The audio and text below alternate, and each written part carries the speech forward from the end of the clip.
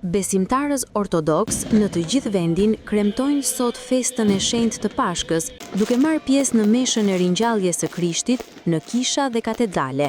Në Tiranë, ceremonia u zhvillua në katedralen Ngjallja e Krishtit, në drejtimin e kryepeshkopit Joan, ku besimtarët ndezën qirinj dhe morën dritën e shenjtë për ta çuar në familjet e tyre, si simbol shprese, paqeje dhe jete të re. Pashka ortodokse festohet me një sër rituale shfetare dhe familjare. Pas meshës së mesnatës, familjet mblidhen rreth tryezës festive, ku nuk mungojnë vezët e kuqe, simboli i gjakut dhe ringjalljes së Krishtit, si dhe ushqime tradicionale, si mishi i qengjit, kulaçi apo gatime të tjera të përgatitura pas përfundimit të kreshmës. Një zakon i përhapur është përplasja e vezëve, ku secili përpiqet të thyej vezën e tjetrit për fat të mbar. Festimet vijojnë gjatë gjithë ditës së diel me vizita familjare dhe urime për njëri tjetrin. Pashka shënon kalimin nga vuajtja në shpresë, duke përforcuar lidhjet shpirtërore dhe familjare.